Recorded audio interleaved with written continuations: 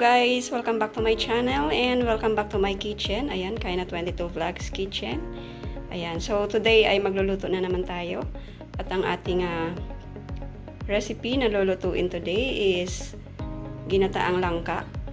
Ayan, Ginataang Langka with hipon and with pork at saka dilis. Ayan, so masarap ito guys, ang ating lulutuin ngayon. So, para sa ating ginataang langka guys, ang ating mga sangkap na ilalagay ay syempre, pangunahin ay meron tayong langka. Ayan. Yung langka ko is, nilaga ko na siya. Yun. Pinalambot ko na siya kasi medyo matagal siya palambutin, tsaka medyo mabigat sa tiyan kasi yan, kaya kailangan malambot siya.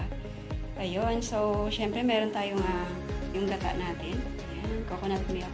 Fresh coconut milk ang ating ginamit. So, pwede rin naman kayo gumamit yung ready mix na siya, yung sa can or sa pack. Ayan. So, sa akin, fresh coconut milk ang aking ginamit. And of course, meron tayong shrimp. Ayun, may hipon tayo guys.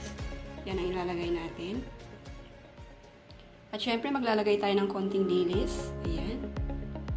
At saka ng konting pork. So, syempre, gigisahin natin siya, kaya kailangan natin ng sibuyas. Ayan. Tapos, magagamit tayo ng luya. Ayan. At saka ng garlic. Ayan. Lalagyan natin siya ng siling labuyo. Ayan, pampadagdag ng sarap yan sa ating lulutuin. At maglalagay ako ng shrimp nor cubes. Ayan. Pandagdag lasa sa ating sabaw. Ayan.